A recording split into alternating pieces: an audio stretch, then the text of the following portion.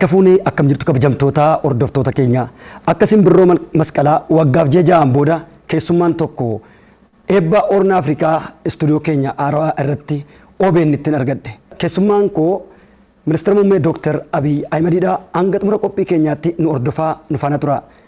Kabajamoo Ministeera Muummee Dr. Abiy Ahmed baga nagaadhaan gara istuudiyoo keenyaatti nu dhuftanii isiniin jedha. Baga nagaan nu eddan baga gammaddan. Ulfaadhaa. Egaan guyyaa irraa kana isin faana gaafiif deebii gochuuf wanni na dirqisiise dhimmoota uummataaf ifa ta'uu qabantu jiru. Gaafiin kiyya ka jalqabaa dhiyeenya kana bakka tokko keessumattuu miidiyaa hawaasaa irratti bal'inaan namoonni kan odeessan Dr. Abiy Ahmed Oromoo miti kan jedhutu deema. Dr. Abiy Ahmed dhugumaan Oromoo miti. Aadaa Oromoo keessatti Oromoon orma barsiifatee moggaafatee Oromoo godha. Malee qaccee ofii nama ofii Oromoon godhu. Ani gaa dhaladhee waggaa 14-15 keessatti waggoottan 29-30 darbeef maqaa Oromoof dhimma Oromoof waa'ee Oromoof hin qabsaa'aa jira. Amman dhufee muummicha ministeeraa ta'etti guyyaa tokko mamii komii akkasii dhaga'ee hin beeku. OBN jalqabarraan jira Oromoo waan ta'eef isin gaggeesseera isin leenjiseera Oromummaan koo gaaffii ta'ee ka'ee hin beeku. Amma eeganii muummicha ministeeraa ta'e asitti namoonni yaada guguddaa burqisiisuu hin dandeenye namoonni siyaasa adeemee injifannoo fiduu danda'u kallattiidhaan bocuu hin dandeenye odol akkasii kaasanii akka dubbatan nan dhaga'a. Haa ta'u malee dhaloonni koo dachii Oromiyaa keessa abbaa fi haati koo Oromoodha. Oromoo duwwaa osoo hin taane qonnaan bultoota baadiyyaa keessatti dhaladhee guddadhee bashaashaa jechuun egaa gandas miti. Biyya naan dhaladheetti guddadhe televezyiiniin hin jiru, ibsaan hin jiru, daandiin hin jiru. Oromoo masa qulqulluuti jechuudha. Haa ta'u malee Oromummaan dhiigaan duwwaan mirkanaa'u gochaan mirkanaa'a. Ani Oromummaa koo gaabbii an Oromoof qabu of kennee qabsaa'ee jaalawwan koo wajjin injifannoo fidee eenyummaa ofii dhugoomsee hin jira. Kana akka haaraatti kaasuudhaaf baay'ee rakkadhu. Haa ta'u malee eega dubbiin akkasii kun ka'ee baay'ee na dhibeetu jaarsa tokko naannoo keenya biyya keenyaa kan dhufan argadheen dhiyeenyatti dubbiseen ture. Maaliif akkas ta'a namni keenya waan ba'ee waan ol ka'e tokko cabsuu irratti xiyyeeffata. Ijaaruun barbaadu waa'ee Oromummaaf amma kana dhamaanee qabsoofne akkamitti gaaffii godhaa kan jedhu kaaseen ture. Maaliif abbaan koo akka carraa ta'ee Oromummaa duwwaa osoo hin taane jecha guutuu lama Amaariffaan dubbachuu hin danda'an. Akkam oolte fayyaa keedha jechuu Amaariffaa hin danda'an. Armeen kiyya lamaan dubbatu. Abbaan kiyya garuu Amaariffa cirumaan danda'an waan isaan beeku. Kanaan itti arrafamaa guddanne.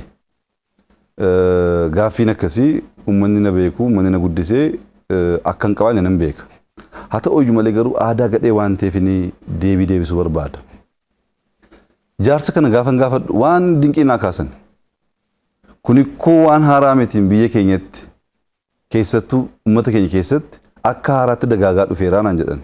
Maali jennaan biyya keenyatti namni tokko ka'ee suuqii xiqqoo tokko kiyooskii wayii banannaan namichi kun halkanii waraabessa irra ba'ee gulufaa oola sassaabduu qaba qarshii namaa sassaaba mana warra beektotaa deemaa qalaa oola jedhanii maqaa baasuu fi namni xiqqoo waan fooyyee hojjeteennaan waan gaarii hojjeteennaan hojjetee dadhabee fide jechuurra halkan gulufee waraabessa irra ba'ee sassaabee akkaataa kanaan qabeenya horate jechaa guddanne waan ol ba'een jaallannu waan bareedee waan ol ba'ee gaafa agarru keenya gochuu caalaa dhiibnee kan Oromaa goona isatu guddatee sirratti qaqqabe hanga amma namni keessaa ba'ee muummicha ministeeraa ta'e waan hin qabaanneef as geenyetu waan si agarreef akkas goonee naan jedhan. Baay'een dinqisiise yaada isaanii jaallee biraa wajjin gaafa kaasnu inni immoo dhugaa isaaniiti garuu waan tokkotu badeedhe.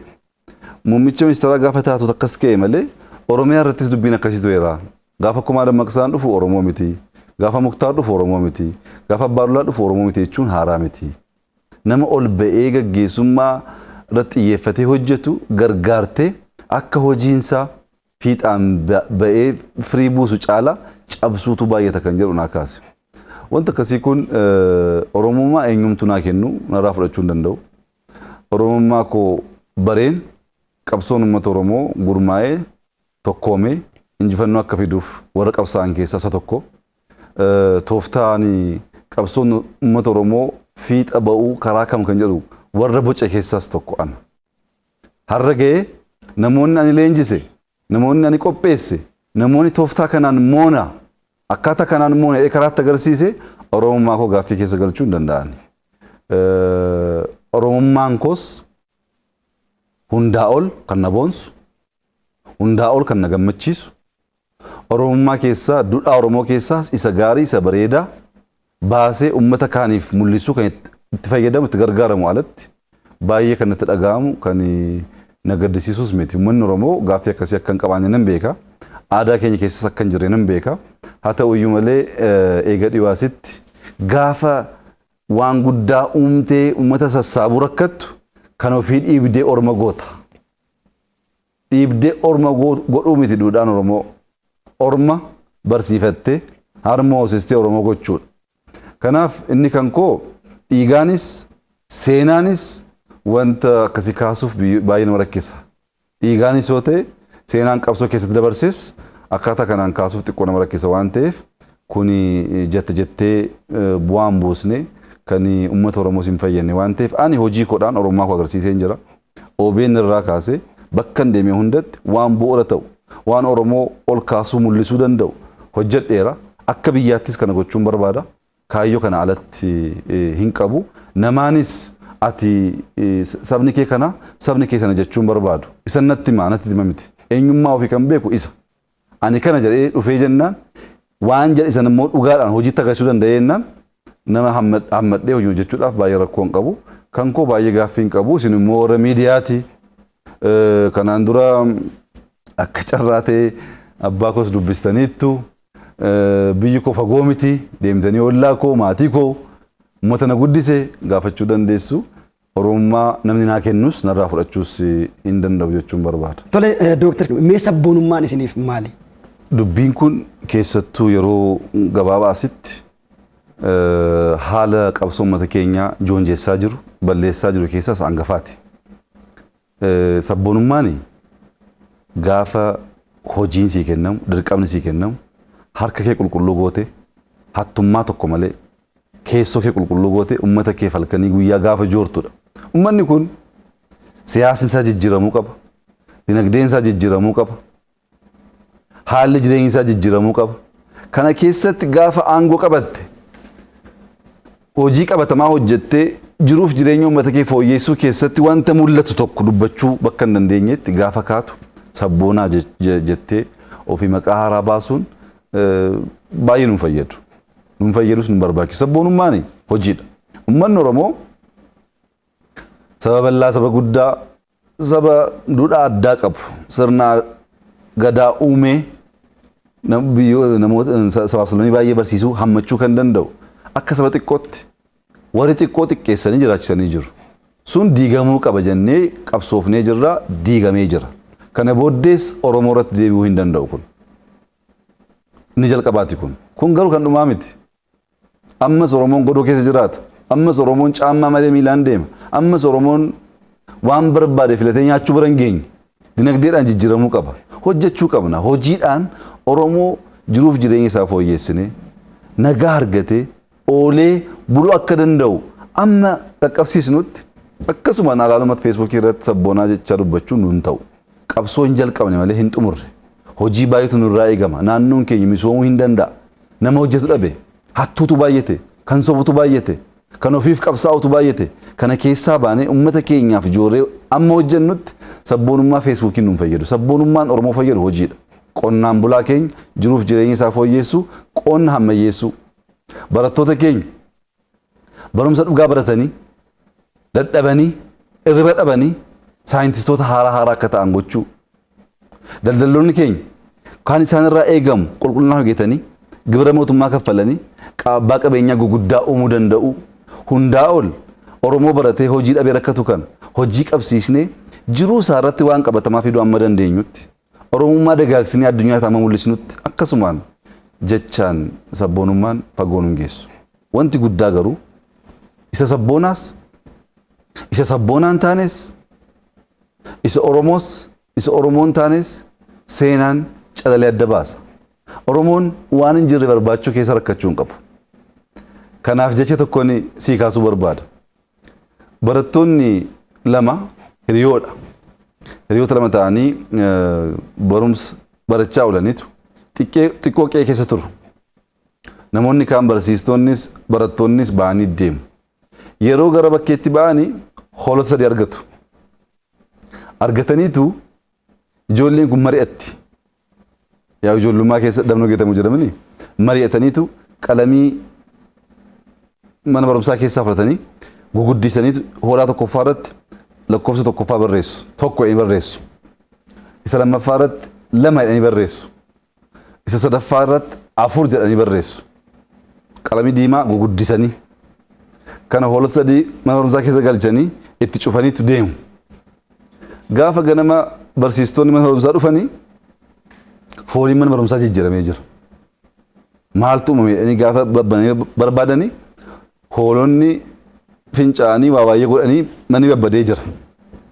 Kana booda hoolaa tokko gaafa argan lakkoofsa tokkoffaa qaba. Kan biraa gaafa argan immoo lakkoofsa lammaffaa qaba. Kan biraa gaafa argan lakkoofsa arfaffaa qaba. Barsiistonni kan arganii isa manni xuraa'ee ajaa'isan dagataniitu hoolaan sadaffaa badee jiraadhan. Hoolaan sadaffaa badee jiraadhanii barbaachuutti galan. Argachuu dadhabanii sana booddee barattoonni dhufan. Barattoonni gaafa dhufanii barattoota wajjin qe'ee mana barumsaa sana guutuu sakatta'aa barbaadaa oolan. Hoolaan sadaffaa badee jira. Kun tokkoffaan jira, lammaffaan jira, arfaffaan jira, sadaffaatu badeedhanii. Ijoolleen barreeffama sana barreessan jiru. Lamaan dhufanii jiru. Woo dubbatanii adabamuuf deemu. Akka nama hin beekne warra hin beekne wajjin guyyaa guutuu barbaachaa oolan. Hoolaan sadaffaa sun hin jiru. Jalqabumarraa hin jiru. Yaadan jirreedha. Yaadan jirre ta'uusaa namni baay'een hin beeku. Hin beekuuf barbaade. Warri beekus immoo waliin barbaade. Warri beekus dubbatanii dubbicha sirreessuu badii ofii amananii irraa barachuu isaniitu akka hin beekne ta'anii warra hin beekne wajjin barbaachuu keessa deeman. Dubbiin Oromummaas kana, dubbiin sabboonummaas kana. Waan hin jirre barbaachuuf cinqamuun barbaachisaa miti. Sabboonummaan hojiidhaan mirkanaa'a. Oromummaan hojiidhaan mirkanaa'a. Kun waan jiru waan mul'atudha. Kana dhiyeessiteetu waan hin jirre barbaacha keessa hoo deemte akka hoolaa sadaffaa sana jooraa ol taalatti argachuu hin dandeessu. Hin jiru ka. Warri beekanis jiru amma callisanii wajjiniin sabboonaa wajjiniin immoo Oromoo miti Oromoo warra jedhanis jiru ammas. Akkuma hoolaa kanaati. Oromoon kana keessa jooruu hin qabu. Sabboonummaa hojiidhaan, Oromummaa hojiidhaan jiruuf jireenya Oromoo jijjiiruuf Oromoo dagaagsuu keessatti mul'isuudha wanti guddaa. Isa immoo gochaa jirra. Kana immoo seenaan hin baasa kan jedhu amantaa guutuu qabu. Dooktar Abiy kan biraan wanta ka'utu jira. Dooktar Abiy Ahmed Oromoo ganee jira. Nu gate. Warra jedhantu jiru. Garee jedhantu jira. Isa kana akkamitti ilaaltan isin? Dhuguma Oromoo gantani? Egaa gaaffichi Oromoo gante ta'uu malu. Of ganteedha kan ta'uu qabu. Namni of gane immoo biyyaafis hin ta'u maatiifis hin ta'u. Oromoo gante osoo hin taane kan ta'uudha qabu of ganteettaa biyyas ganteettaadha. Kun immoo hojii hojjechaa jirtu, hataa jirta, biyya kana jijjiiraan jirtu akkaataa kanaan ibsamuu qaba. Waan qabatamaa ta'een ibsamuu qaba. Namoonni Abiy Oromoo irraanfattee dagate jedhanii kanaan dura Oromoo waan ta'aniif duwwaa biyya keessa taa'uu warra hin dandeenye biyyatti deebisee maatii isaaniitti deebisee qe'ee isaaniitti deebisee dachii isaanirra dhaabbataniitu waa'ee kana dubbachaa jiru. Anaaf kun injifannoo guddaadha. Injifannoo guddaadha. An kan injibbaa ture osoo Oromoon Oromummaa isaatiif Oromoo waan ta'eef biyya keessaa baqatee biyya keessa jiraachuun ulfaatee rakkanne sanatu jijjiiramuu qaba jedheen qabsaa malee eegaas deebi'ee booddee Oromoon saba bal'aa saba guddaa waan ta'eef yaanni isaa waan tokko ta'uu dhiisuu danda'a. As ga'ee dubbii akkasii gaafa kaasu an akka injifannootti ilaala. Maaliif qe'ee keenya keessa jirra wal komachuu wal hamachuu wal qeequun rakkoo hin qabu. Kan rakkoo qabu namni qe'ee ofii keessa jiraachuu gaafa dadhabudha. Isa immoo qabatamaan jijjiirree jirra jechuudha. Lammaffaa yeroo baay'ee meebiyaatis leenjii baay'ee yeroon kennu hirmaatteetta. Rakkoon inni guddaa akka Oromootti kanaan dura ture. Kanaan baay'ee leenjisaas barsiisaas ture. Yaanni keenya yaada mo'aa ta'u. Yaada mo'aa qabaachuu baannaan yaada mo'amaa qabaattee qabsooftus mo'uu hin dandeessu. Maaliif injifannoon sammuu keessa jira. Namni sammuun isaa mo'ame aarsaa kaffaluu danda'a, hiriira nagaa bahuu danda'a, wacuu danda'a, injifannoo fiduu hin danda'u. Qalbiin keenya jijjiiramuu qaba. Yaadattaa akka Oromiyaatti bakka baay'eetti kan leenjisaa ture qalbii keenya hajijjiirru nuti qabsaa'uuf osoo hin taane mo'uuf uumamne injifachuu qabna kan jedhu ajandaa guddaa kaasee leenjisaas dubbachaas tureera. Ammas akkamitti injifannaa kan jedhu tooftaa irratti injifannoon karaa kamiin dhufa kan jedhu garaagarummaan guddaa jiraachuu ni mala. Oromoon waan lamaan beekama. Tokko hacuucamuudhaan saba guddaa uummata bal'aa ta'etu hacuucamee dhiibamee mootummaan abbaa irree waan qabu hunda dhabsiisee aadaasaa, eenyummaasaa, afaansaa, dachiisaa dhabsiisee garboomsee jira. Kanaan beekama. Lammaffaa saba sirna gadaa uume hammachuu beeku, qooddachuu beeku, biyya ijaaruu beeku ta'uu isaatis hin beekama seenaa keessatti. Seenaa Itoophiyaa hunda qoratti Oromoon biyya ijaaruu keessatti geensa baay'ee olaanaadha. Ani isa itti dhiibamne, isa itti hacuucamne umrii koo guutuu kennee qabsaa'ee injifadheen jira. Anaa jiruu kana booddee Oromoon hacuucamuu hin danda'u. Amma xiyyeeffannaan koo isa kaani. Oromoo isa hammataa, Oromoo isa jaallataa, Oromoo isa kan dadhabe cimsu, kan abbaa dhabe yatiima guddisu isarra hin jiraan. Oromummaa waan ta'eef Oromummaan dhugaan hojiidhaan mul'achuu danda'u isa waan ta'eef. Kun namoonni har'a hin galleef oolee bilee akka galuufi danda'u naa gala. Sila waa'ee OBN kaasaa turre. Yeroon OBN keessatti isin wajjin hojjedhu gaaffiin koo maal ture? Afaan Oromoo nun ga'u, afaan Amaaraa nun ga'u, gaanfa Afrikaatti ba'uu qabna, Sumaayeetti dubbachuu qabna, Keeniyaatti dubbachuu qabna, Suudaanitti dubbachuu qabna. Sabni kun saba guddaadha. Akka Afrikaatti baramuu qaba kan jedhu kan hin kaasaa ture. Maaliifi Ingiliz biyya xiqqaadha. Akka addunyaatti afaan ishee afaan waliigalaa kan ta'ee jiru addunyaa guutuu afaan ishee barsiifatte. Kun hanga amma Ingiliziin jirtu dadhabdeetti. Ameerikaan jira, Chaayinaan jira kan ishee irraa barateetu afaan Ingiliz afaan ofii godhate. Afrikaa keessatti biyya baay'ee, addunyaatti biyya baay'ee afaan Ingiliz afaan biyyaa ta'eetu hojiirra oolaa jira. Nus immoo isaan gargaaramuuf tattaafachaa jirra. Akkuma kana namni aadaa isaa, eenyummaa isaa babal'isee barsiisu hin barama. Seenaa keessattis bu'uura guddaa kaa'ee waan darbuuf tooftaan amma Oromoo jedhee isa kaan hammachuu dadhabee adeemu suni Oromummaa miti. Oromoon Oromoof qabsaa'otee eenyummaa ofitti deebi'uu qaba. Eenyummaan ofii hammachuudha, jaallachuudha, qooduudha, guddisuudha. Haadholiin Oromoo harmoo ofii ho'isiisanitti ijoollee guddisu. Guddisuu duwwaa miti. Akka mucaa ofitti dhaalchisu. Oromoon kana. Kana dagaagsuu baannaan Oromummaan siin gallee Oromoof qabsaa'aa jechuun soba. Oromummaan kana kan hin hojjechaa jiru isa kun seenaa keessatti mul'ata. Oromoo ganuu hin danda'u. Oromoo ganuu jechuun of ganuudha. Oromoo ganuu osoo hin taane hojii qabatamaan gaaffii Oromoo deebisaan jira. Jiruuf jireenya Oromoo jijjiiruudhaaf halkanii guyyaan jooraa jira. Kun immoo oolee bulee akkuma OBN kana hin mul'ata. Yeroo OBN ni ijaarus arraba baay'ee, qorannaa baay'ee, dhiphoota nu jedhanii turanii. OBN ijaaruun dhiphummaadha jedhamanii turre. Kun amma kan galataa ta'e hojiin kabajaa jirra. Hojiin kaanis oolee bulee firii buusaa akkaataa kanaan ka'ee nama dubbachuu osoo hin taane hojii qabatamaa agarsiisanii jiruuf jireenya maatii tokkoon isaa jijjiiruu dandeenyaan akkaataa sanaan Oromummaan kan dhugamuu danda'u. Anis kan hin gochaa jiru kana. Kun immoo dubbiinsa dubbii yerooti. Dubbii yerooti inuma mul'ata oolee bulee. Kan biraan Dooktar Abiyyi federaalizimii diigeetii sirna durii deebisuuf deemaa kan jedhu illee jira. Dooktar dhuguma biyya Itoophiyaa kana keessa federaalizimiin dhugaan tureeraa? Isinis dhuguma federaalizimii diigaa jirtu? Gaaffiin kunis gaaffii jalqabaa wajjin walitti hidhataadha. Jalqaba sirni federaalizimii Itoophiyaa keessa jiraannaan maaliif qabsoofne nuti? Sirni federaalizimii Itoophiyaa keessa jiraannaan maaliif OBN banuun dhibbummaa ta'e? Sirni federaalizimii Itoophiyaa keessa jiraannaan maaliif naannoon Oromiyaa galii ofii sassaabbatee misooma ofii dhugoomsuu rakkate? Sirni federaalaa jiraannaan qabsaa'uun keenya dogongoraa jechuudha. Jalqabumarraa Oromoon akkasitti fincilee aarsaa kaffalee qabsaa'uunsaa dogongoraa jechuudha. Namoonni har'a sirni federaalaa diigamuuf jedhanii warra sirna federaalaa diigee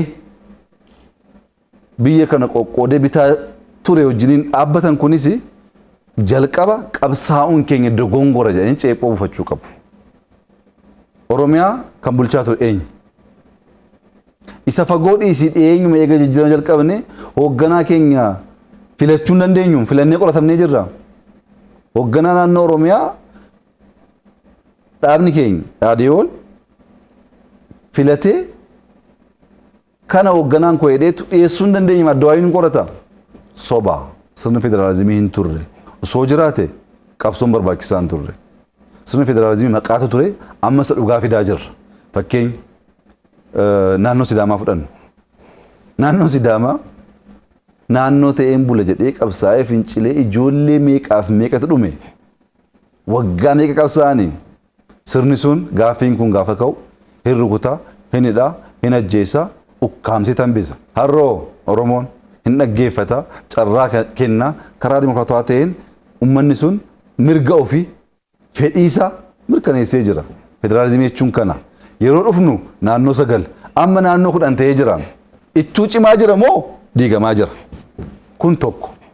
Lammaffaa federaalizimiin dhugoomuu kan danda'u heera mootummaa irratti. Heerri mootummaa hanqina kamiyyuu qabaatu malee heera mootummaadha. Hanqina isaa sirna isaatiin jijjiirta. Amma sirraa'utti immoo isaan gargaaramtee hojjetta. Bakka barbaaddutti heera mootummaa kaasa. Bakka hin barbaannetti heera mootummaa irra darbaan ta'u. Inna sirni federaalizimii cimaa jira. OBN piroojeektii Shaggar deemee ilaaluu danda'a.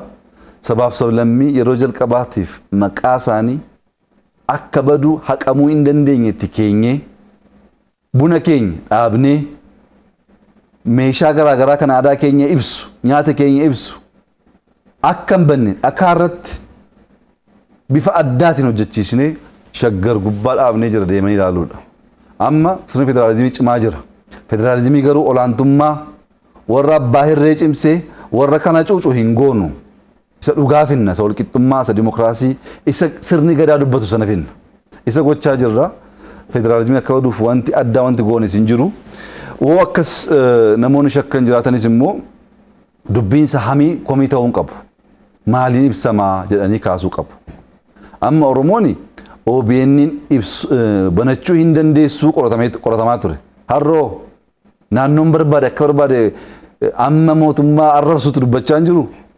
Kamtu sirna dimokiraasii sirna federaalizimii ta'etu ummanni keenya fedhiif yaada isaa akka barbaade ibsachaa jira kan jedhu ummanni hundi hin beeka. Kuni qabsoon akkasii kun injifachuu hin danda'u. Qabsoon dhugaarratti hundaa'uu dadhabe. Qabsoon dhugaarratti hundaa'ee tooftaa kaa'ee tooftaa sana dhugoomsuuf kaayyoo garaagaraa uummatee hojjechuu hin dandeenye injifachuu hin danda'u. Kanaaf kanaan duras rakkannee kan turre kaayyoo guddaa qabna akkaataa kaayyoon sun dhugoomuu danda'u immoo hin beeknu. Waan barbaachisaa hin taane kaasaa baane kanaaf injifachuu dadhabne ammas injifachuu hin danda'amu. Injifachuuf dhugaa qabaachuu qabda. Injifachuuf lapheen kee qulqulluu ta'uu qaba. Injifachuuf rabbi si wajjin dhaabbachuu qaba. Sobuudhaan uummata gowwoomsuudhaan akkaataa kanaan adeemsa deemamu ajandaa guyyaa guyyaa uumuu danda'a malee injifannoo dhugaa fiduu hin danda'u. Kunis soba. Soba qabatamaanis immoo namni si wajjin dhaabbatee si wajjin waa'ee dubbii kana kaasee mormee si amansiisuu danda'u hin jiru soba waan ta'eef. Mee Dooktar Kabiraan afaan Oromoo bu'uura qabsoo Oromooti. Dooktar Abiyyi uummata Oromoo bakka bu'ee biyyaa geggeessu malee uummata Oromoo bakka bu'a. Kanaaf waa'een afaan Oromoo maalirra jira? Gama biraatiin immoo warri Oromoonis hin fayyadamne warra jedhantu jiru. Mee kan akkamittiin na ibsitu? Egaa rakkoo Oromoo abbootiin keenya hubatanii bara baay'ee qabsaa'aa turanii jiru. Kan akka Haayilee Fiidaa Oromummaan akka dagaaguuf qubee afaan Oromoo kan barreesse, kan akka Baaroo Tumsaa qabsoo uummata Oromoo dagaagsuudhaaf kan qabsaa'e aarsaa kan kaffale abbootiin guguddaa jiru. Namoonni baay'ee amma haaraa makachaa jiran kun hojii godhatanii qabsoo uummata Oromoo sirnaan hubatanii sun taane hojii godhatanii. Fakkeenyaaf afaan Oromoo afaan federaalaa ta'uu qaba kan jedhu barreeffamaan yaada waltajjii irratti dhiyaatuun adda duree ta'ee kan dhiyeessaa ture ana. Biyya alaa taa'ee miti. Maqaa koo jijjiiree maqaa namoota biraatiin barreessee miti. Isaan fuuldura dhaabbadheen qabsaa'aa ture. Afaan kun afaan federaalaa haa ta'uu gaafa jennu Oromoo saba kaan caala hunda caala jechuuf miti. Isa miti yaadni keenya. Jibuutiin afaan lama fayyadama. Eertiraan afaan lama fayyadama. Suudaan akkas fayyadama. Inni keenya akkas fayyadame rakkoon samaa innidha. Oromeef naannoo Sincaa biyya Sincaa. Oromeef Keeniyaa keessatti dubbatama. Oromeef amma ta'e Sidaamaa Hadiyyaa keessatti dubbatama. Beenishaangul keessatti dubbatama. Gaambeela keessatti dubbatama. Tigraay keessatti Raayyeetti dubbatama. Amaara keessatti dubbatama. Bakka deemteetti bakka Oromeef hin dubbatamin hin jiru. Kanaaf Oromoon waan addaa waan ta'eef osoo hin taane uummata bal'aa waan ta'eef isaaf mala afaan kun osoo babal'atee biyya kana dhaabuu ijaaruufis gatii qaba kan jedhu amantaa guutuu qabna. Heera mootummaa irratti kan taa'ee jira. Kana poolisiidhaan mootummaan federaalaa poolisii baasee jira. Afaan Oromoo afaan federaalaa ta'uusaa poolisii baasnee jira. Poolisii baasuu namoonni akka injifannoo xiqqaatti ilaalanii hojiin yoom jalqabame akkaataa kamiin akka dhumu warra hin beeknedha. Poolisii baasuu duwwaa miti kaabineen sagalee guutuudhaan murteessee mirkaneessee sagalee guutuu mirkaneessuu dhiisitii gaaffiin kun gaafa ga'u uleen nurratti bu'aa ture kanaan dura warra hin beeknetu waa'ee seenaa kana kaasa. Ani maalan beekaa hojii koo hunda keessatti waan guguddaa yaada xiqqaarraan jalqabaa suuta isa guddaa mirkaneessuudhaaf adeema. OBN akkasitti uumame. Gaafa OBN uumamu kaameraan qabnu, anteenaan qabnu. Akka xiqqootti daqiiqaa 30 sa'a tokko jenna jalqabne amma kunoo ofirraa dabarree warra kaan hammannee kan warra kaanis dabarsutti gallee jirra. Afaan Oromoo poolisiidhaan mirkanaa'u isa duwwaa garuu miti. Isa duwwaa miti. Maalaan guyyaa guyyaadhaan hojiin hojjedhu Amaariffaa fi Oromiffaan dabarsaa hin jiru. Muummichi ministeeraa Oromiffaa fi Amaariffaan barsiisuun aadaa haaraa barsiisuu miti. Wanta akkasii baramee jira Itoophiyaa keessatti. Aadaa barsiisaa jirra. Afaan kana lamaaniin ergaa dabarfachuun namni kaan Oromiffaan ergaan darbuu akka qabus akka danda'amus akka amanu gochaa jirra. Isa duwwaa miti. Sagantaa kee har'aa irratti suma har'aa irratti namoonni naannoo garaagaraa dhufan hooggantoonni kabajamoo obbo galatoomaan jenne afaan Oromoo dagaagaa hin jiru. Kun ta'ee beeka dhageenyee beennaa kan dhageenyee hin beennu kanaan dura kan ture keessummaa waamneetu naannoo biraarraa keessummaa jecha afaan keenya dhiisnee afaan jaraan dubbanna. Amma keessummaa waamnee afaan keenyaan dubbanna afaan jaraatiinis dubbanna jarris afaan keenya shaakalu. Kanatti ta'aa jira. Gaaffii kana waggaa 10 booddee na gaafadhu. Gaaffii kana waggaa 20 booddee na gaafadhu. Yeroo OBN'n uumamu namoonni baay'ee hin cabaa eessayyuu hin ga'u dhaabaa dhibboon hin jedhanii jiru. Har'a garuu nu gargaaraa jechaa jiru. Kan poolisii kanas akkasuma. Wanta akkasii kuni abjuu duwwaadhaan miti hojii barbaada. Hojii guyyaa barbaada. Aadaa jijjiiruu barbaada. Sirna jijjiiruu barbaada. Kana keessatti kan dhugoomuu danda'u. Kanaaf sirna barumsaa keessatti hojii guddaa hojjechaa jirra.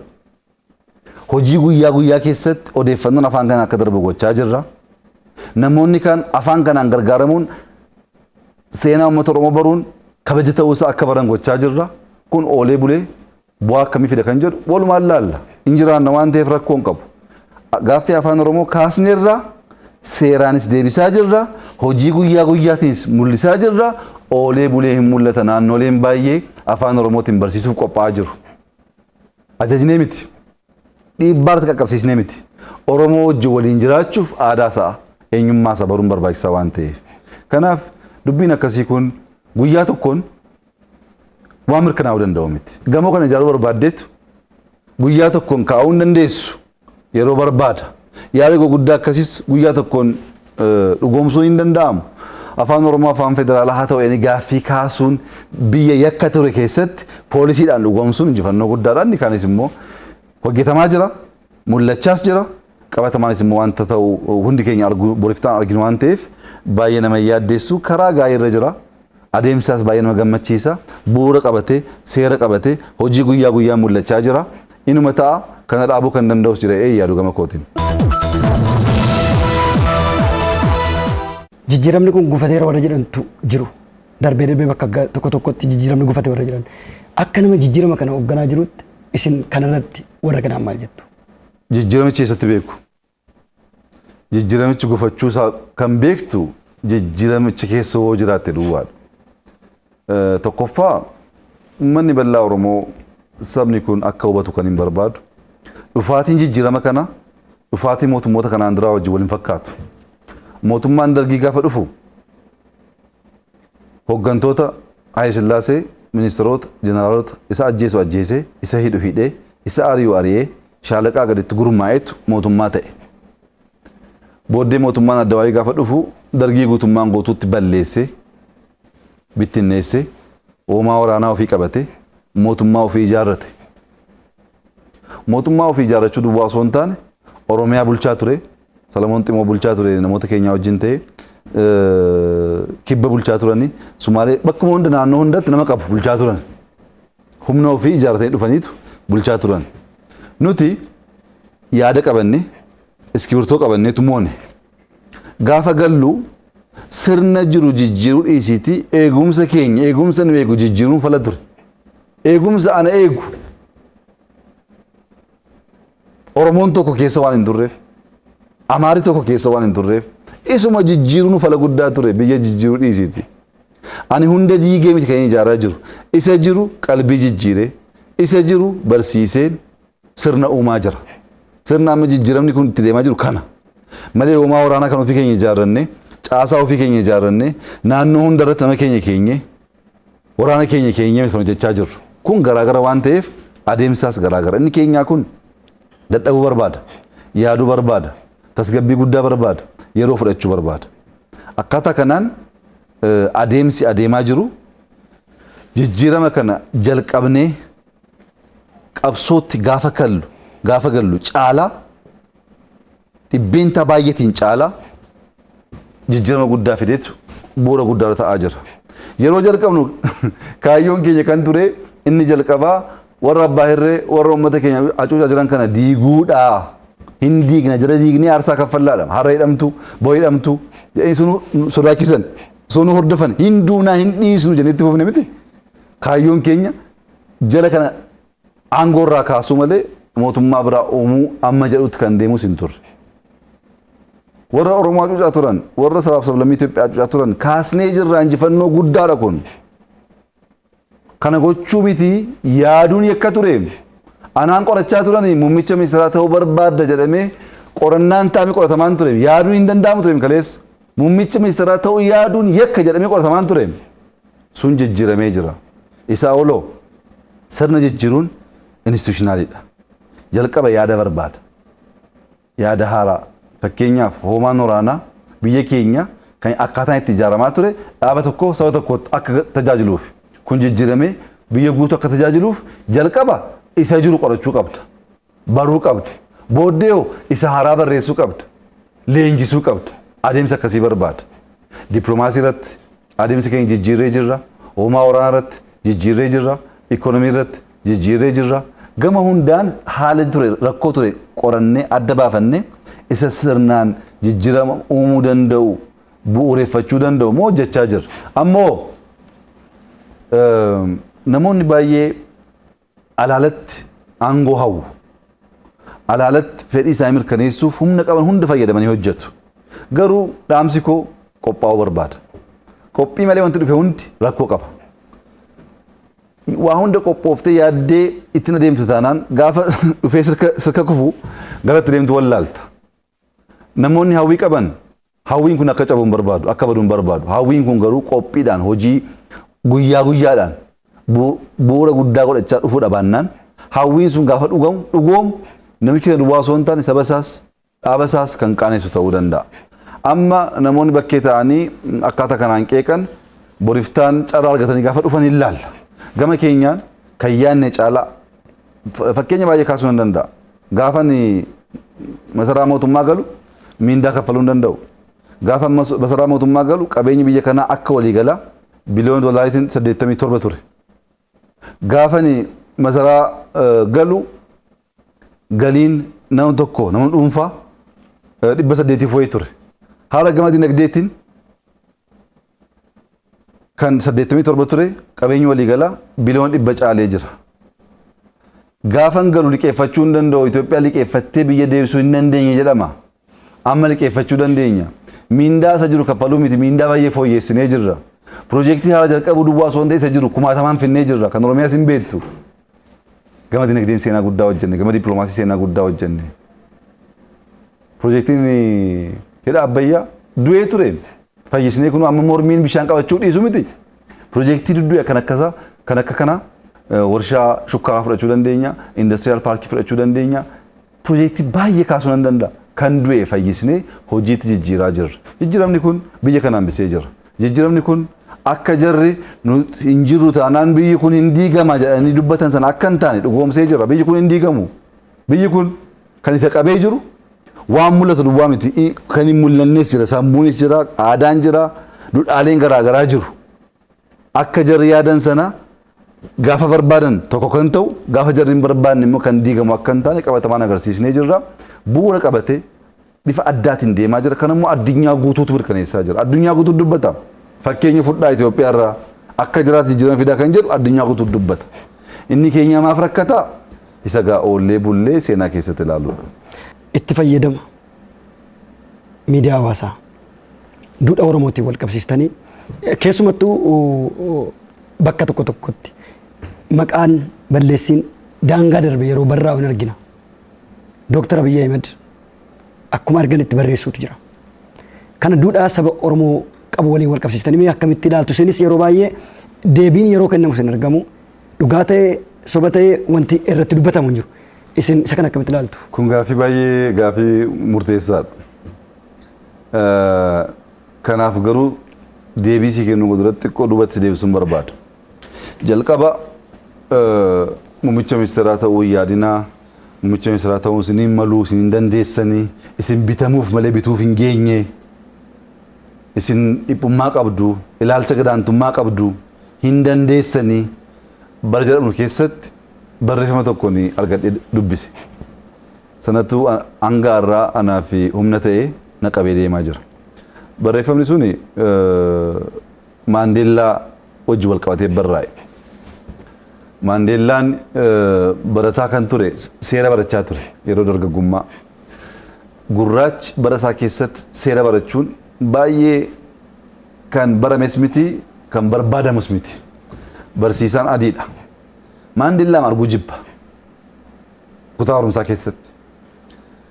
Guyyaa tokko Maandeellaan namichi kun akkasa jibbu beekaa kaafteeriyaa kan mana barumsaa sana nyaachuu gaafa deemu barsiisaan sun bakka tokko taa'ee jira. Maandeellaan itti hiqeetu gara teessoo isaatti deemeetu taa'ee nyaata isaa fidatee nyaachuu barbaannaan piroofeesarri sun waan tokkotti dubbate. Mister Maandeellaa jedheen, obbo Maandeellaa jedheen, maali booyyee fi simbirroon waliin ta'anii akka nyaachuu hin dandeenye hin beektuu jedheen. Egaa namichi kun booyyee fi simbirroo gaafa jedhu booyyee eenyuun jechaa akka jiru simbirroo eenyuun jechaa akka jiru ifa. Maandeellaan daqiiqaa tokkoof dhaabbateetu yaade. Yaadeetu dhugaa keeti piroofeesar jedheen. Booyyee fi simbirroon waliin ta'anii nyaachuun sirrii miteedha. Garuu immoo jedhe simbirroon balali'uu waan dandeessuuf bakka ishee jijjiirrachuu dandeesseetu bakka irraa ka'eetu bakka biraa taa'e. Maal jechuudha? Atillee anaan booyyeen aan jechaa jirta booyyeen si aan simbirroodhaa jedhee deeme jechuudha. Namichi kun baay'ee aare. Baay'eetti dhaga'ame. Yeroo biraa haaloo kana ba'achuudhaaf yeroo fudhateetu itti yaadee guyyaa tokko kutaa keessatti barattoonni hundi bakka jiranitti Mister Maandeellaa gaaffii tokkoon si gaafadhaa jedheen. Nagaafadhaa Profeesar jedhee deebiseef Maandeellaan dargaggoo yeroos. Maal jedhee gaafataa karaa irratti qarshii kuntaala tokko yookaan immoo qarshii kuntaala tokkoof beekumsa kuntaala tokko wal bukkee taa'anii soo argatte isa beekumsaa fudhattamoo isa qarshii fudhattaa jedheen. Maandeellaan kun gaaffii maalii qabaa isa qarshiin fudhadhaa jedhe. Profeesarri kun baay'eetti kolfe.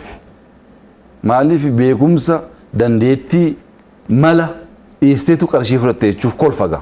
Kolfeetu ani jedhe isoon bakka kee ta'e qarshichaan fudhadhu jedhe. Beekumsa barumsa sanan fudhadhaa mala sanan fudhadhaa. Malli suni qarshii uumuu waan danda'uuf isan barbaada malee qarshiin fudheetitti kolfeetu kofalchiise. Maandeellaan kan kee sirriidhaa kan koo sirriidhaa jedheen. Profeesarichi akkamitti jennaan namni kan qabuun barbaadu isan qabaanne barbaada. Ani beekumsa nan qaba, bilchina nan qaba, sammuu nan qaba, qarshiin dhabee. Ati immoo beekumsa hin qabdu, waan qabdu sitti fakkaata. Qarshii immoo qabda, isan qabne sana fudhatte. Amaluma namaati waan qabuun fudhatu isan qabne fudhata waan ta'eefini qarshii fudhee jedheen. Lammaffaa ajjeesee jechuudha. Inni maal jechuu isaati beekumsa hin qabdu wallaalaadhaa gurraacha jedhee cabsuuf hin yaadin jechuuf wallaalaan si'aan wallaalaa miti isatti deebise.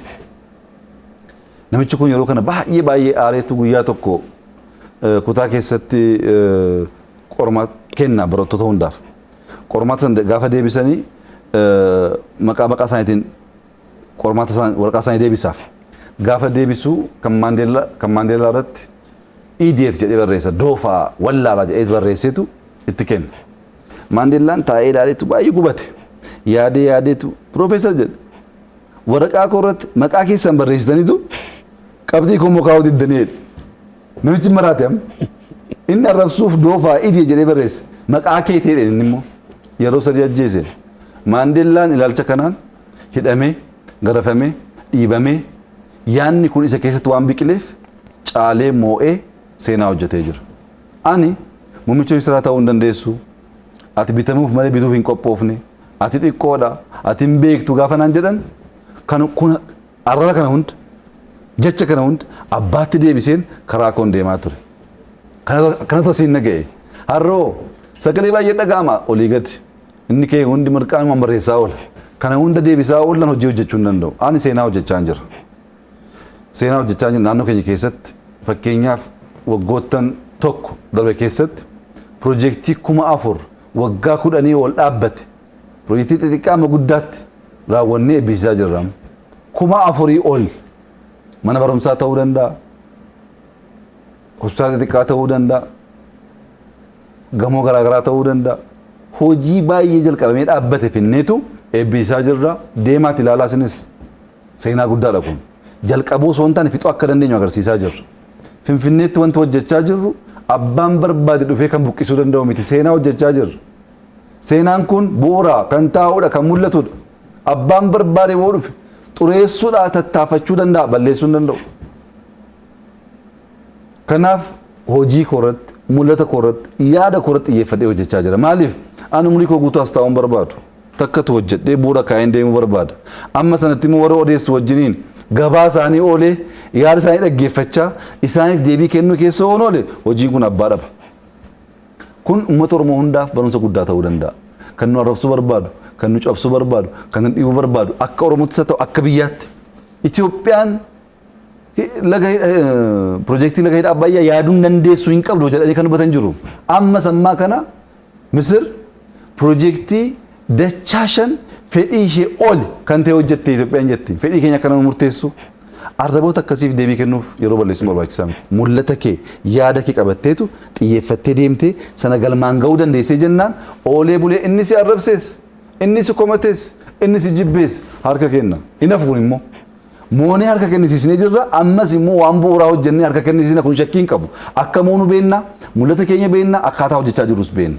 Kana hojjechuu dadhabdeetu maqaa baasaa yoo oolte maqaa kee hammattee teessaa maqaa kee wajjin dhimma hin qabu. Dubbii kee wajjin dhimma hin qabu. Warra na arrabsuu fedhii hin qabu. Akkasitti miti kan hin guddadhe. An hojii hojjedhee waan seenaa keessatti midaalamee dhaloonni hojii jechuun kana jechuu danda'u hojjechaa jira. Yaadaanis dhaabbileedhaanis waan mul'atuunis OBN deemee ilaalu Inxooxxoo waan fakkaatu. Inxooxxoo hojiin hojjenne suni dhugaa dubbachuuf Washington DC London deemtee argachuu hin dandeessu. Deemaa ilaalaa hojii addaa hojjenne biyyi kun akka danda'u hojjechuu akka dandeenyu jijjiiruu akka dandeenyu mul'isaa jirra. Kun akka biyyaatti bal'achuu qaba. Badhaadhinni sadarkaa biyyaatti dhugoomuu qaba. Kana gochuuf bakka tokkotti shaakaltee hojjettee xiqqoora jalqabdee bal'isaa deemta. Al tokkoon biyya guutuu jijjiiruu hin danda'amu biyyi jijjiires hin jiru. Akkaataa kanaan deemaa jirra.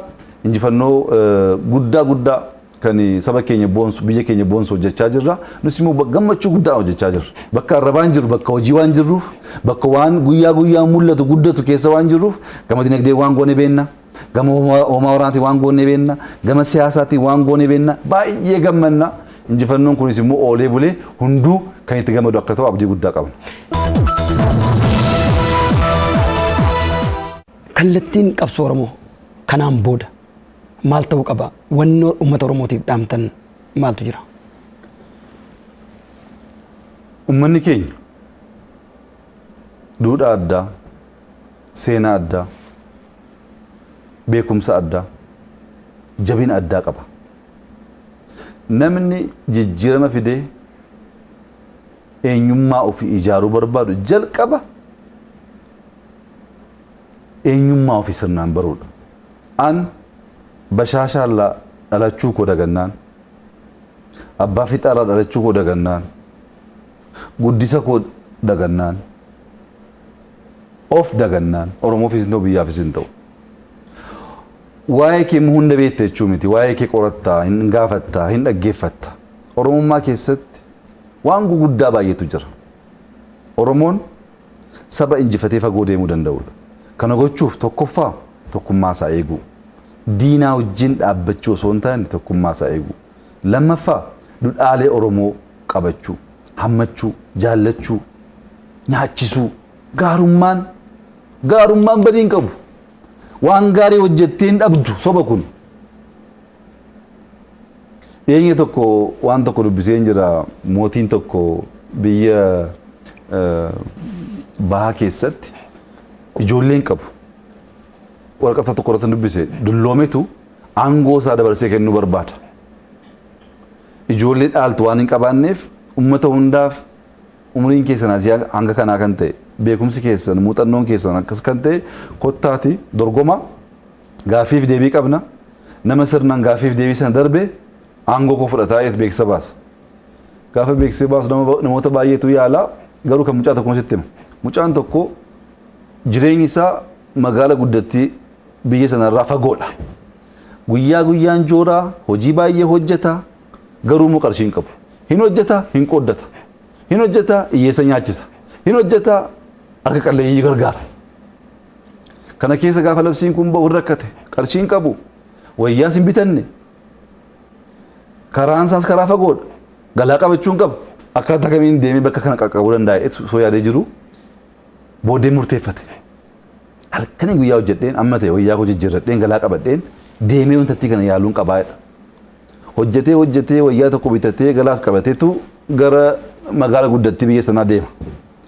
Osoo adeemaa jiru guyyaa baay'ee fudhata karaansaa magaalattii bira gaafa ga'u jaarsi dulloomaa dadhabaan tokko ciisanii sagalee qallaatiin ilma koo na biran darbin beela'een jira qorris na ajjeesee jira bakki kun hin qorra hin rooba na gargaari jedhuun.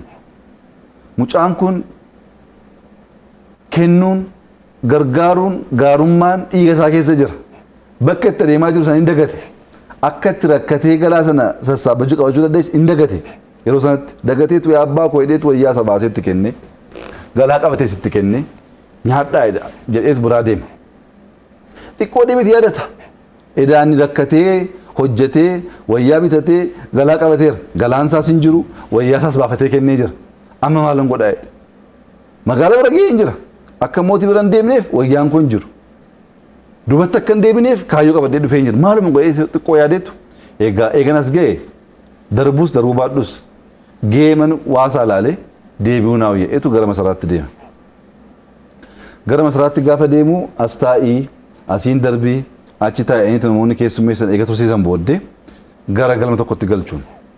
Gaafa galchan mootiin biyya sanaa taa'ee jira bakka kabajaa. Mucaan kun gaafa galaa deemu lapheen isaa haa dhufetu gaafa namicha argu baay'ee na'a.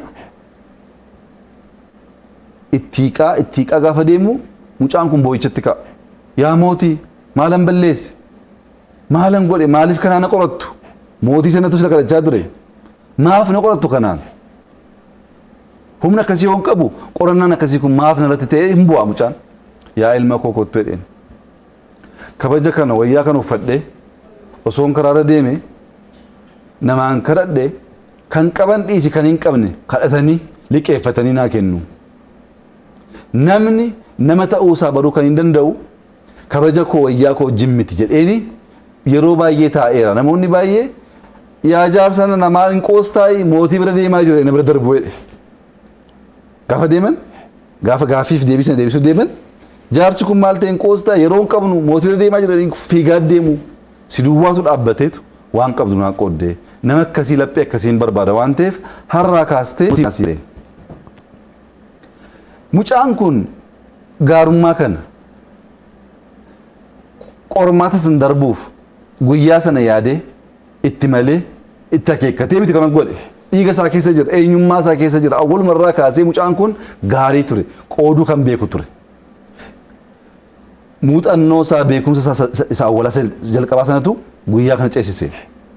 Ammas Oromoon beekumsa isaa awwalaa eenyummaa isa jalqabaatti deebi'uu qaba. Eenyummaan keenya ni jalqabaa kennuudha, hammachuudha, gurshuudha, guddisuudha, harma hoosisuudha. Isa goonaani fagoo deemna. Isa dagannaani injifannoon hin jiru. Oromoon Oromummaa isaatti deebi'ee, aadaa isaatti deebi'ee, eenyummaa isaatti deebi'ee jennaan na amani Oromoon kana booddee hin cabu. Oromummaa dagachuun garuu baay'ee rakkisaadha. Oromummaa jechuun qooddachuu jechuudha, hammachuu jechuudha, kennuu jechuudha. Achi keessattuu Oromoo gochuu jechuudha. Inni ammaa Oromoodhaan Oromeedha. Oromoodhaan Oromoo jechuudhaan fagoo deemuu hin dandeenyu. Oromoo gochuudhaan fagoo deemuu dandeenyu. Jaallachuudhaan hammachuudhaan fagoo deemuu dandeenyu.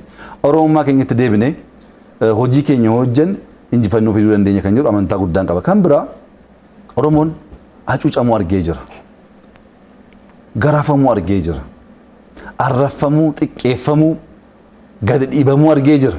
Nu xiqqeessaa ba'aniim, nu arrabsaa ba'aniim, nu jibbaa ba'aniim, nu tuffachaa nu gowwomsaa ba'aniim. Waan gadhee sana kaleessa nurratti raawwachaa ture saba biraa irratti raawwachuuf adeemuun sirrii miti. Nurratti waa baay'eetu ta'e namni koo Oromummaadhaan miila ofii dhabee jira, kan maraatee jira, kan harmeen ilma ishee dhabdee jirti. Kan hidhamee waan meeqa dararamee jira. Biyyaa badee kan rakkoo meeqaaf meeqa keessa baay'eetu jira. Isa akkasii rakkoo akkasii saba biraa irratti gochuuf adeemuun barbaachisaa miti. Kun waaqa Oromoon amanu wajjinis wal dhibsiisa. Oromummaa isa awwalaa isa jalqabaarras fagoo nu maqsa waan ta'eef Oromummaarraas maquu hin qabnu, waaqaanis adda ba'uu hin qabnu. Kan injifannoo nu kennu Rabbi. Waan qabsoof hin waa miti. Nuti iskibitoodhaan galle moomaa waraanaa hin qabnu. Rabbiin nu gargaare dagachuu hin qabnu kana. Rabbiin immoo kan nu gargaare haqaan tajaajiluuf malee hatuufis miti, sobuufis miti, kan biraa dhiibuufis miti. Hin dhiibnu, hin hannu, hammannee hunda qabannee sirna dimokiraasii ummanni keenya jalqabarraa uume sana Itoophiyaa keessa dagaagsuu hin danda'amu. Dimokiraasiin Itoophiyaaf hin barbaachisa, walqixxummaan hin barbaachisa, bilisummaan hin barbaachisa. Kun Oromoof miti hundaaf barbaachisa. Yoo ollaan nagaa buluu baate akkamitti nagaan bultaate? Ollaa nagaa bulchuun baay'ee murteessaadha. Ollaa wajjin nagaan bulla akkaataa kanaan deemnaan sabni kun qabsoon isa fagoo deemuu danda'a. Biyyi kun fagoo deemuu danda'a. Qabeenya baay'ee qabna, dandeettii baay'ee qabna. Tokkummaan keenya eegamee wal jaallannee wal gargaarree adeemuu dandeenye jennaan fagoo deemuu dandeenya. Inaaffaan jiraatee honnaano inaaffaan nama nyaata. Inaaffaan kaansariidha. Inaaftee jennaan, hattee jennaan, sobdee jennaan guyyaa tokkoof gowwoomsuu dandeessa. Fagoo gowwoomsuu hin dandeessu. Inaaffaaf keessaa baasu. Maaliif aangoo kan namaa kennu Rabbi. Waan hundaa inaaftee hin dandeessu wal gargaarteetu injifannoo kan horii ni goota. OBN Abbaa Dulaa qofaasaa hin dhaabne, Abiyyi qofaasaa hin dhaabne, Abarraa Haayiluu qofaasaa hin dhaabne, Warqoo Gaachanaa qofaasaa hin dhaabne. Namoonni baay'ee jiru. Waliin ijaaranii asiin ga'an. Oromiyaanis akkasi biyyis akkasi waliin dhaabbachuun baay'ee murteessaadha. Inni ammaa kun xiqqoo karaarra maqaa waan jiruuf adeemsa akkasii keessaa Oromoon bahuu qaba. Oromummaa isa jalqabaatti deebi'uu qaba. Isa godhee jennaan injifannoon keenya fagoo deema. Bu'aa guddaas hin buusna. dhaloonni egerees immoo waan guddaa nurraa barata. Saba cabsu, saba dhiibu osoo hin taane saba hammatu, saba jaallatu, saba namaaf qooddachuudhaaf qophii guddaa qabu ta'uusaa agarsiisuu danda'a kan jedhu amantaa akkasiin qaba. Kana goonee jennaan fagoo adeemuu dandeenya. Kan nu baasus immoo kana. Egaan Dr. Abiy Ahmed as istuudiyoo keenyatti turtii yeroo dheeraa yeroo keessan qaalii irraa nuuf qoddanii nu waliin taasistaniif maqaa uummata Oromootii fi OBN guddaan sin galateeffadhaa. Uraa bulaa deebanaan isin jedha. Uraa bulaa galatoomaa jabaadhaa. Isinis mul'anni keessan guddaadhaa fagoo adeemuudhaaf hojii guddaatu isinirraa eegama. Egaa jabaadhaatii OBN kana Afrikaa guutuu kan addunyaa guutuu godha. Oromummaaf aadaa Oromoo akka addunyaatti akka Afrikaatti dagaagsuu keessatti gahee keessan taphadhaa jechuun barbaada. Ulfaadhaa. Ulfaadhaa. Egaan kabajamtoota daawwattoota keenya turtii yeroo dheeraa Dr. Abiy Ahmed faana taasifnee kanumaan xumurreetii jirra. Qophiin OBN kan biraan itti fufuu turtii gaarii.